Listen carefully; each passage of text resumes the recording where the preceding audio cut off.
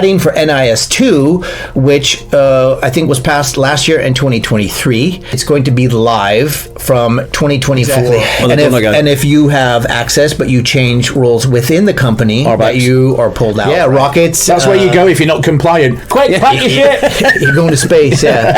And then... Welcome to episode 7 of the InfoMatters podcast. Now, a few familiar faces this evening. Kenny's here.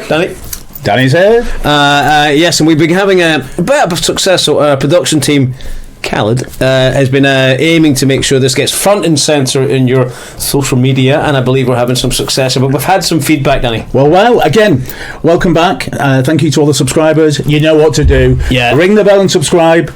As you'll notice below, we're encouraging people to send in their comments.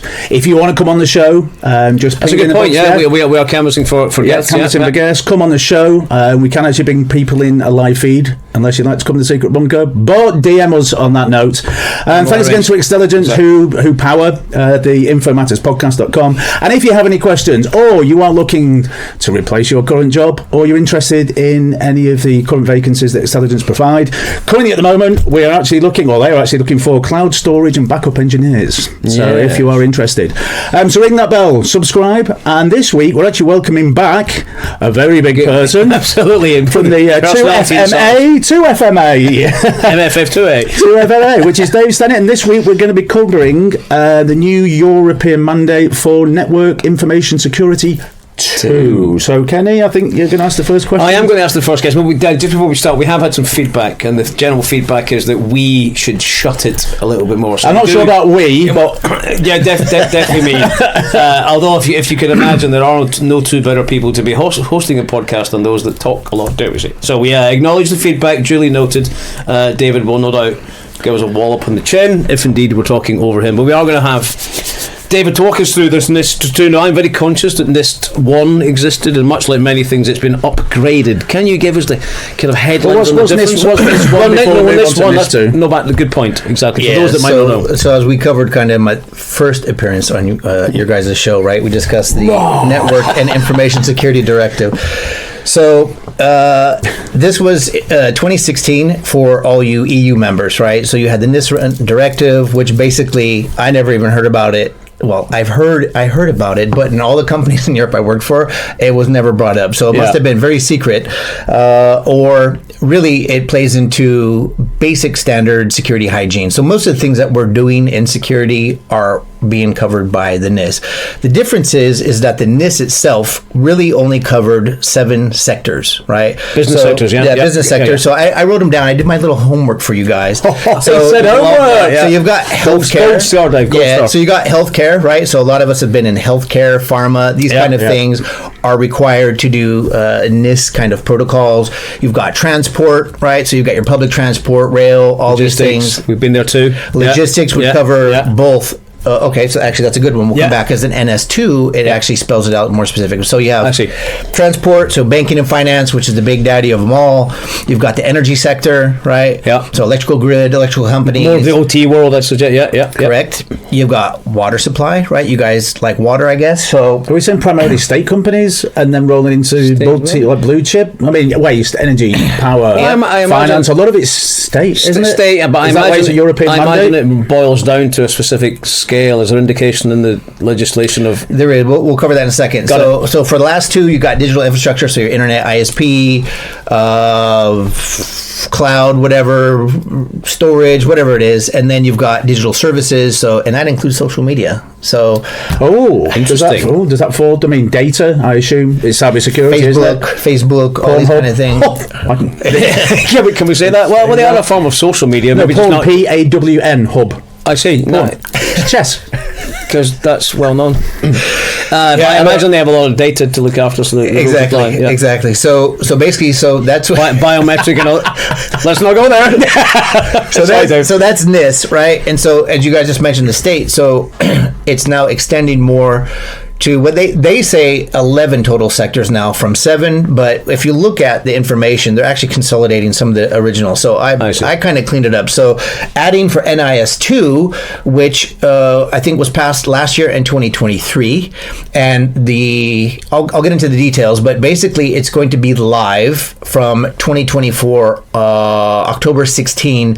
All countries must have legislation to cover that. So, as you know, this is a directive from the EU, but it's not law. So what really is happening is that each country is responsible for implementing their own version of NIS2. So is it more compliancy to a set of rules within cybersecurity? It's a set of rules, it's a set of activities and processes, but it's actually controlled by each country. Guidance sort of stuff. Yeah, it's a kind of guidance, and then they set it in each country. So the fines, so people have asked, so if you're not compliant, what are the penalties? Well, it depends on your country, what laws they pass. So if you look at Czech Republic, I was looking up data, I couldn't find anything passed yet. It may, so Czech viewers, Czech Republic. please. Yeah. Please. Well, in Czech language, right? So I was looking in Czech language. They have something called standardní bezpečnosti, something like zákon or something, standard security laws, right? I don't know if that's the official law, if it's been implemented yet, but so each country will have a version of that. And in that, each country can be more draconian in their fines, right? But the spirit from the EU is that each country should make it not like business damaging, the fines, but they should hurt you to make you be compliant. You should feel the pain. You should feel the pain. And how would the UK fit into this then? If you're doing business with a UK company and you have to be compliant as a Czech company, I mean, as much as they're out of the EU for all intents and purposes, whenever we talk about the EU, some things still includes them, some things don't. I think NIS actually included them at one. It did, but I imagine now they're kind of included and they wouldn't exclude themselves for good measure, or what? Yeah, so NIS1 or NIS, right, will expire the day after NIS2 comes. So on October 17th of this year, NIS is disbanded. Now, what happens is if you're a company not in the EU, but you're doing business in the EU, you have to be compliant. So if you have an office here or a headquarters, you have to follow the rules, right? So they have that kind of supply chain. If your supply chain includes this country, that country must. Don't mention that to the tractor people. The farmers are pissed off. The farmers are pissed off. Exactly. Toot, Benny.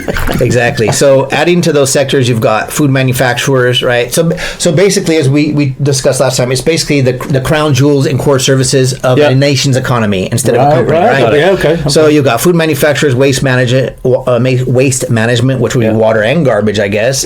Public administration, so all governments, right? Mail services, carrier services, so that would be your big logistics companies that we have worked at before. Space companies are now added, so rockets. That's where you go if you're not compliant. Quick, pack your shit. You're going to space, And then the last one is producers of important goods, which could be defined as anything really, but you're talking about chemicals, pharmaceutical companies that make drugs, right? Medical devices.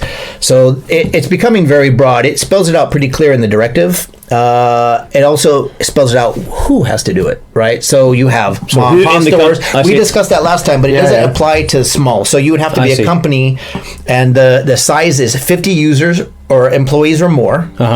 And or annual revenue of 10 million euros, right? And so if you're that, you have to be compliant. Then you fall into NIS2 if you're in one of these sectors. And up until that, you just do what you want. Google yourself better. Yeah, exactly. Well, I mean, there's loads of guidance, including this podcast. Wasn't NIS1 the same kind of guidelines, but just a diluted member countries, or are we talking NIS2 is just more countries? Or are they actually more defined in so that's a good one. So even NIS2, when you go through, actually the things you have to actually do, it's more prescriptive. I'll read them out in a minute. But we discussed, I said zero trust. What we discussed last time was something that you have to do. Well, really, the only thing that's spelled out process-wise or technology-wise is MFA, right? Multi-factor authentication. So you've already seen it in your banks for the last year or two. Kind of a starting point, right? Really, Exactly. So they're already compliant, right? But what you start seeing is that it becomes risk management and incident management. It's transparency, basically. Okay. And it's also collaborative among the countries, which is going to cause a bunch of different problems we can discuss later. So you kind of have to, once you've had an incident identified, it you have to report. You're supposed to share it with your colleagues. And so if you're company A, right? If you're pharma A and you have an incident, technically you're not required by law to, but they encourage you to share this information with the other companies. So is this a way of sharing best practices then across European governance. Yep. Okay. But I imagine it's if you're dealing with company A or B or 2 and you're company 1 or A, then you may be sharing files and therefore you're at risk, and it's trying to suppress that and make sure that everyone's suitably briefed and there's appropriate measures taken. I mean, my head just kind of went, well, if any consumer buys from any company, are we going to be involved as well? I mean, that's probably OTT by some significant margin, but I get that. So you're looking after the kind of supply chain. Yeah, company A working with vendors. Correct. So with your suppliers, that's exactly right. So whoever your suppliers are, you're supposed to also not only inform them, but you should also know how they're how they're managing their risk and incidences. So it's kind of bi-directional, yeah? Exactly. So you want 3 suppliers. Well, they should start. And as I said earlier, to people who provide software to firms I'm working in, right, where they're not capable of SSO, right, which then lead you to MFA and all these other things, right? Because you can't have MFA for the most. Well, you can if you're directly. Long story, but in most enterprise organizations, you need to go through one of their directory services, right? You need to be connected to that. And if you're not compliant, it's MMA. Yeah, exactly. If you're not compliant with MFA, well, Dave's coming around. It might have been MMA before, but now it's going to be fine, Shamon. So it's going to be some money, but what that will really be determined by each of the countries. So, and I guess the severity of the incident. I mean, if somebody's phished and somebody steals access to Danny's account, is that the kind of level we're at, or are we looking at a wholesale company being owned, or data exfiltration, or this is the interesting part. So who do you report it to? I didn't quite make that out. If there's a standard, so like I know there's consortiums. Say the word consortium. Oh, you said it properly. Consortium. British English. So I know in the healthcare industry there exists consortiums that will encourage you to do the sharing of incidences and kind of how to well-placed. avoid. But it's not forced, and the EU also does not force it. It just encourages it. And then of course your local laws, they may make it like required to report to the government office, right? So when there's an incident, you report it. But again, this becomes and the data protection not go this way. So GPRS, showing my age. The precursor 2G for those that are really 2G, GDPR then has the Information Commissioner, or the equivalent in most countries. They broadcast if you share or process personal data, you register. You're obligated to do that. That registration obligation places a reporting obligation. That's a lot of obligations on you. Remember last week it was transformation. It was transformation. We talked about that. You should look that up. By the way, then a bit of a Christmas turkey. But is it the similar obligations? And those obligations carry over. So the data cleansing, the data, all that stuff. Hygiene. The data I'm coming. So those remain as part of the NIS as well. They don't say anything specific like how you should manage it, but you definitely, because what they refer to as the human or European rights, right? You have right to your property, your data, this kind of stuff, right? Which they cover, and then they're bringing it over. So technically, you're not supposed to take their data and then sell it off like you might do in the U.S., right? The U.S. is really great at that. You don't have those protections. So, it raises some good questions about how far the governments can push into the private sector, right? Because this is one of the things, and we'll come back to some of the technology, but some of the questions I had around it was how competitive is that going to make Europe, right? When you're saying you need to spend security money, right? It's more like you have to spend if you're not compliant. You have to. And so now you might have to divert some funds that you may have wanted for R&D. Now you got to move it to security. Yeah, sure. So this is going to be an interesting... let's get into that a little bit. The thing is, companies are, apart from the additional sectors, companies should be NIS compliant, NIS1. All I was going to ask you guys around us guys around the table is, we're all in the industry, we're all in IT, we're all managing IT projects, and apart from when David came on the first show, I've heard nothing of it. It obviously gets flagged at the CISO level, but 2016 you said, right? It became relevant with the increase in cyber risk. So this is what I'm getting to. Whether you're obligated to report or do or have appropriate measures to defend, you can have them anyway, right? I mean, back to the point. I've got to say it again. Is if you're using single factor or using password, and you're not using 2FA, a second device to verify logging in, etc., that should feel alien. That should really feel foreign to you. And so companies, if they are processing any form of data, just a threat. And if you're not in the industry, it can be really hard to believe it's really there. But with the invention, the growth of AI, shit, it's just getting real. Let's just call it what it is, right? So companies would do this, or are doing this. Well, let's say I'm company A, and I'm part of the original mandate and the directive in that sector. what's expected of my company now under the new laws of NIS2 that wasn't there before. Wasn't there before. You know, what are the additions or the bolt-ons to it? Yeah, I didn't look enough at the original NIS to say like what is. You got me, but because I know most of it carried just around the data protection and clarification. There was an evolution almost of hygiene. GDPR. Yeah, we say, exactly. So like now, okay, so let me read some of these. Go for it. So the things that you actively have to do, and then we can discuss. So yeah, sure. Was it ABC? I don't know. There's 10 of them or so. So policies. So your active projects or activities that you have to do as part of NIS2 are you must have policies on risk analysis and information security, right? Okay. Or information system security. So I don't know if that's SDLC is or that data classification or exactly. So what does that boil down to? It doesn't really say anything specific under that. So it's really. This is why nobody's ready. Exactly. Read it and they go. Here's one of those. Cha-ching, find. So when you read it, it's lawyer's prattle, right? So basically, I'm reading it. Perfect terminology. It's horrible. So, like number 2, incident handling, right? So, are you recording your incidents? Okay, so that's fairly my laptop doesn't work. Yeah, that's a really self-explanatory. Okay, fair. Yeah. So those are simple. So third one, business continuity, such as backup management and disaster recovery, crisis management, right? So most places have that, but that is a big one. So when there were big non-petya attacks on companies, and they went after the backup. The backups saved a lot, but those backups may have been 2 weeks behind. Which, on that note, as you'll hopefully you'll remember at the start of the show, I said there are opportunities available for backup management engineers being key to NIS2. So ring that bell. I was going to say that when you're saying that. So that's definitely NIS2. You're going to see a lot more of those positions opening up.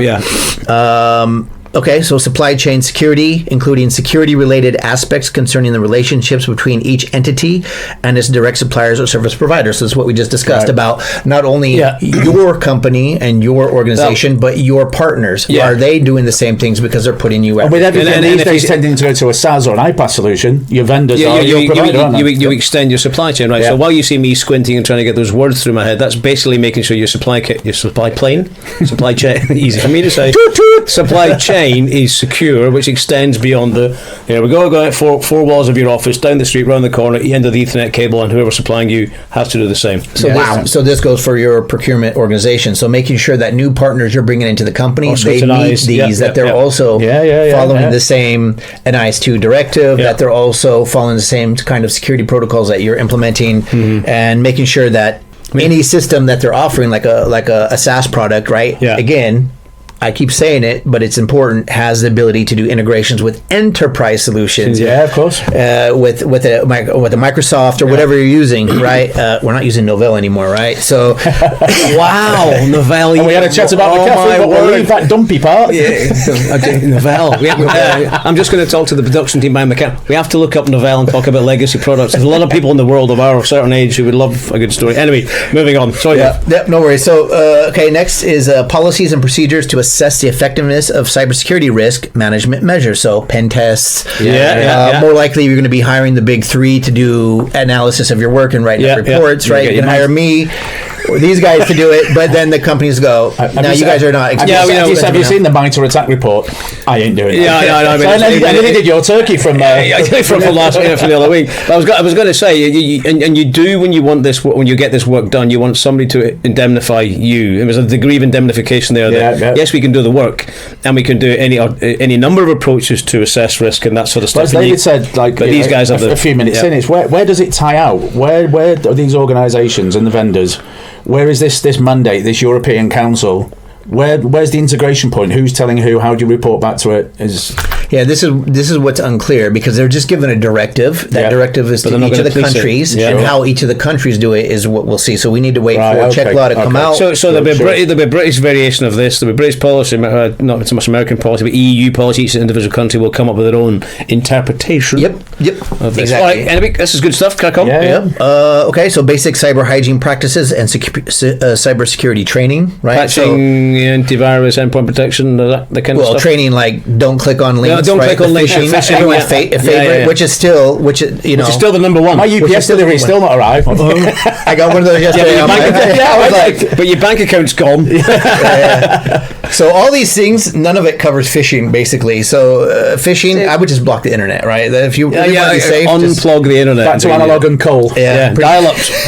dial it. A 58k modem or 54. Was it 54? Go back to Windows 3.1. You guys will be safe. Okay, so policies and procedures regarding the use of cryptography and where appropriate encryption. So this is happening for most places, right? Human resource security, access control policies, and asset management. So this is I had RBACs, but also physical access, right? So of course, especially in logistics or laboratories, right? Yeah. So you have physically secure environments, water. Right? I mean, with a lot of these, your farmer, your fire, your water, your waste, your energy. Yeah. Everything has, your OT environment. That's what I was going to say. The physical segregation or access controls, whatever it might be. That's something. Yeah. Bobby Nutmeg walks in, his forklift falls on his head, and pipes everywhere. And here's a lesson from the last 2 weeks. I actually meant to mention this before. Be very mindful that a pizza or a donut guy always gets into a building. That's you walk in. It's a well known what do they call it, access control, that people that that are hired to do this, if they walk in with a pizza box or a mailman or a donut box, they invariably are let in. And by the way, pen testing is not when you go into Mont Blanc, take the pen and scribble down. It's penetration testing, and that's not Pornhub. He said penetration. Childbirth. Bad boys. All right, and the last one that gives you guys an actual idea to do is multi-factor authentication or continuous authentication solutions, secured voice, video, and text communications, and secured emergency communication systems within the entity where appropriate. So that's really the only thing from a security technology perspective that you can really see. So if nothing out of the norm, is it? It's basically what you're doing. It's really just making sure that you have your documentation, right? Your SDLC, you're being audited by somebody, right? Independent of your own people. That you have access certification, which is actually important for not only physical access, but like what we do in some of the companies I worked in is you have your yearly, especially in regulated environments, right? You have access certification of who has access to applications or data, right? Well, you have an audit of. I mean, this is zero trust. I was going to say, did we talk about? We did talk. It was you, David. We talked about who has access to what, who's in what groups, all that kind of stuff. You pile through. Does your onboarding, offboarding, make sure that the people who have access should have access, right? Yeah, don't trust the pizza man. Exactly. And if you have access, but you change roles within the company, that you are pulled out, right? Yeah. So this is really what it's covering, right? And no, I'm sorry, Dave. For the kids in the room. Sorry, Dave. Started it. All right. So for that, from an actual technology perspective, you had MFA, right? Yep. And the other thing that is kind of hinted at, right, with all these ways to track incidents and all that, is you have XDR, right? So extended detection and response. I discussed network detection and response, right, which is really network centric. Then you have EDR, right, which is endpoint. So you have your McAfee or whatever suites, whatever you want to call it. So he had different things. Mr. McAfee. Don't go bye, baby. Don't go Mr. McAfee. What's Netflix? On Netflix. So you had that, or Silence or whatever application you're using that's doing your basically local firewall. It's logging it, right? So this is kind of what it's covering. And XDR is kind of something that most of your cloud providers can do, right? Where it's basically putting everything into logs, like he said, logs. Wait for it. You have like Splunk, like you would have Splunk now, right? Your data lake. Normal management. So you'd have connecting or capturing everything what's going on everywhere, and then you would see like any kind of attempts or bad actors on Kenny's computer versus my computer, and then it's reporting up, which would go into a SOC, and the SOC would report exactly. And it is related to a SOC. So what the NIS2 is almost saying is that every company, even small ones, have to have some kind of SOC. Right. So how's that going to work in the real life? So that's going to be what you have now is the XDR solutions are basically a virtual SOC, right? So you would have that. So but it's still expensive. So I'm going to guess in the next year or two there's going to be a lot more small SOCs, right? You're going to be like, all I can picture is going into AliExpress and going, oh bollocks! I got a ton of socks today. I wanted an engineer. You don't wear the Well, that'd be weird, but security operations center. Yeah, exactly. So security. So instead of having one in your, like, so all the companies we work in have physically their own, manned. but you're going to have then an outsourced SOC where all your traffic is going through, and they're going to be managing multiple companies, right? So you're obviously using machine learning to help do that, right? So AI again is helping manage that. But at the end of the day, as one of your guests said, Joel, right, saying that you're never going to get rid of people. You're still going to need people. So you're going to see a lot of small companies managing mid-sized companies, and really, a lot of the products are going to be outsourced, as your SaaS, your iPads, and form part of the supply chain. And that's okay. Because I can see where this is going. So I suppose is the NIS2 intention? It's not to improve your cybersecurity methods. It's to share. Well, surely it must. It must improve. Is it more to combine everybody to share? The EU's directive is really to get each country level on security, right? So to be very cooperative with each other. So that will risk that, because once you're in, right? Because most companies, bigger companies, are multinational. Sure, yeah. So if you can break into the Czech Republic, then you're on the network, right? Then you have, unless you're running zero trust, right? Most companies aren't doing that yet. So once you're in, through the perimeter, you're on the network, and you're. Which means that if everybody's compliant and somebody's got in, then every single company has been penetrated. Exactly. Yeah. So now that's. I love that penetrated. This is a horrible industry we're in terms of words. Double speak. There's a lot of penetrated, pen test, unbelievable intrusions. Oh my god.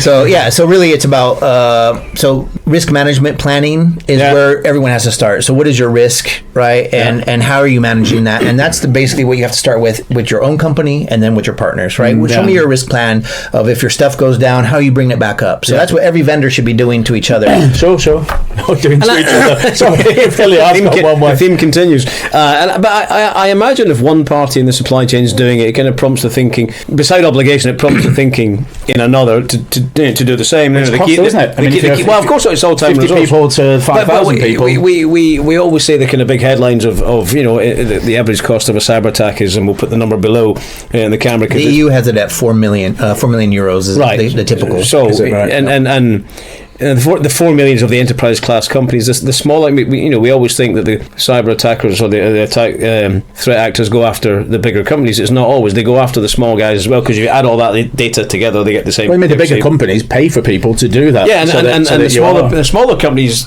don't, because they have less of an attack vector, so they don't always invest in it. Now they'd be obligated to, arguably, and so back to Danny, your point, this. I don't know if it's getting easier. There's certainly more obligations, more effort, more money, more that kind of stuff, and we'd hope that trends towards better protection and defence.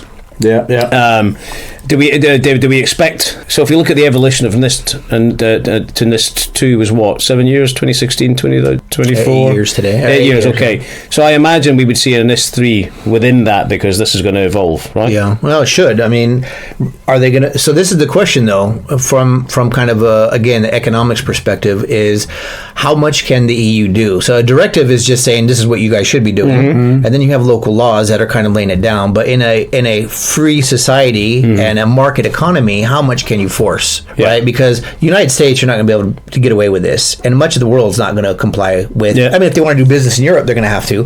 But if they don't want to do business in Europe, they're going to take their extra funds and put it in R&D, and Europe's going to fall behind potentially, right? I mean, look at China, the Great Wall, the Great Firewall Wall of China. Nothing gets in or out unless you're in China, or it's it's stringently managed. Well, so maybe the EU's trying to go that route, right? But then, and with the great firewall of the EU, or is the EU just protecting themselves as themselves? Well, it's one borderless in trade terms.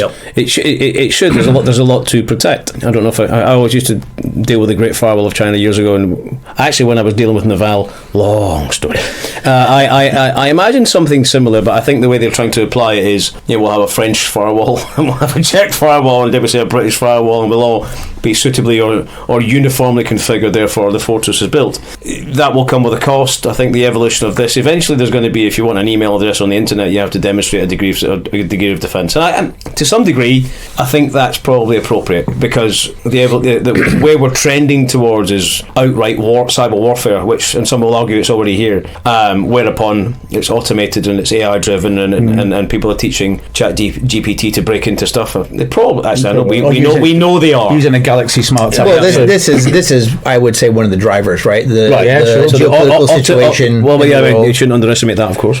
Yeah. So, I mean, I studied the paper that even you shared it, and it's got kind of the guidance. It's got the sectors. It's got the points that you read out there. Yeah. But there's no kind of continuation to it, saying what do you need to do, what are the criteria to be, and that's so you've only got a year to do it, and then you're going to get pants down. But there's no like follow on to it saying what do we? do next? If we just assume this V3 or 2.6 or whatever is coming, there will come a point of enforcement, right? So at the moment, I imagine the enforcement is a bit like the smoking ban in the UK. We'll make the fines so horrific. Actually, did they mention fines? Yeah, so here, let me read the penalty. Right. This is the actual from the thing. It says penalties. Member states shall lay down rules on penalties applicable to the infringement of national provisions adopted pursuant to this directive, and shall all measures, lawyers prattle, all measures necessary to ensure that they are implemented. The penalties provided for shall be effective, proportionate, and dissuasive, which means it means when you it means when you're not compliant, it's So back to your point, it should hurt. But there's a lot of people. But that hurts the economy, and the whole point of it is to protect your economy. So it's kind of a double-edged sword. Yeah. So how can you hurt me if you don't know what I'm supposed to do?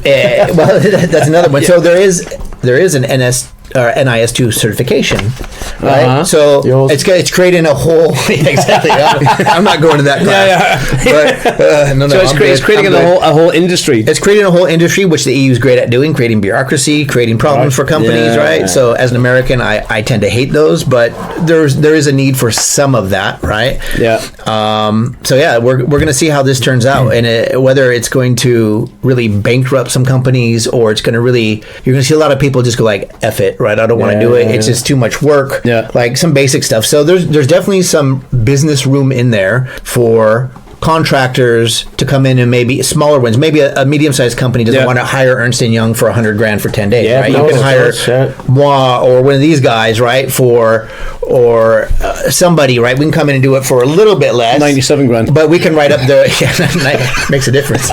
You will ring that bell. Yeah, 95, Kenny. Come on, we give discounts here, but we have the reports. We can go through your whole system and tell you what you need to do to be compliant. So a lot of companies are going to start there because they don't have. They may have desktop support, right? But those people are really good at the desktop, right? They can innovate it now. But they don't know that the network stuff is already outsourced as ISP, right? There may be a connected. You're lucky if you know which ports are open. Never mind how to fulfill the directive. Well, exactly, and we, everyday support, not to desk support guys. We all started there. I still do it for my family. I still do it to some degree. There really is a step change in thinking when you start thinking cyber defensive, and that is a really semi-invasive investigative bit of work that usually has a lot of, we didn't know Billy Smith he retired 14 years ago, but he's got an admin account on you. It's not attractive to the smaller organisation if you're 50 plus. It can be, it's going to be a bit of an overhead. That's not sexy if you're a small, because in a large organisation we all work for them. We know that the cybersecurity measures are in place, or we're working on them, or we're implementing 2FA or Zero Trust. But if you're Billy Bob Thornton's son and he's starting up a construction company, right? Company, 50 plus, and then you've got to meet these kind of criteria. Kind of sales prevention department. No, it put you off and just go back to rolling cigars in possibly, but paying people in cash. Yeah. Is it that much of a problem? I mean, we don't want to paint the picture so that people don't do it because we're advocates of good security, right? Yep. So there will be, I imagine, services out there that you could adopt as a small company that will have this inbuilt. The bigger companies can stomach the pain because they're already doing it. They already have the bureaucry, dare we say, doing this, and they're just going to fill it. What we should do, because we've already planned through 40 minutes, and it's been brilliant that you're coming with this. Is let's do another show as and when we have the directives of what you need to do, when you need to do it, and when the laws are passed, and then we'll see how the communication rides within the organisation from a CISO level down or a CIO to a CISO to we could actually do some kind of live demos. We could work on that, and not so much we have to look at how that would look. How you actually get this in place and follow up with, and what are the solutions available from your 50 plus to your 50,000 plus. And we'll get the production team rolling around looking for sponsorship. And how all of that is going to circle in together to say, okay, we're compliant. We're not paying like one of the big three to do it because we're only 60 people. how does that communication channel, reporting channel then work, Yeah. so that we can learn from the bigger companies who can afford those Yeah. to get their reports back to help us being compliant in the future. Well, that goes to consortiums, because there are a lot of good Consortiums, you said consortiums it before, that are out there that are actually trying to help companies do that, Yeah. and help do peer-to-peer discussion of incidents and how they manage it. So the big companies, if they want, can then kind of mentor the smaller ones. But we'll see. I mean, because you have a conflict of interest sometimes. So despite two large pharmas, right, they're in the same industry, they should be talking. But if I'm a marketing guy and I know that my competitors had I'm not a gonna tell great them breach, shit. I want to say, don't use him. Rubbish! He's rubbish, right? Yeah, You yeah. should use our stuff because we know our supply chain is secure, right? And the other one may have compromise. Panadol makes your legs disappear. So it's Fairly gonna bold headline, cease and desist coming. be interesting. You want to wrap it up then, Kenny? And We shall. Dave, it's always fab to have on. You're a mine Always a pleasure, brother. of information. That was horrible. For coming in. He obviously did his homework. news presenter. To which we Yeah, see, I don't use an iPad. I use Yeah, paper. it should be yellow Yeah, no, paper. we'll wrap it up here. But guys, as always, we thank David and of course Danny. But if you have any jobs, remember the business of the podcast is to make sure that we're conveying some support to Xtelligence. So get in touch. But we'll bid you a good evening and a good well for now. See Thank next you time. all. Take care. Have a nice evening. Morning.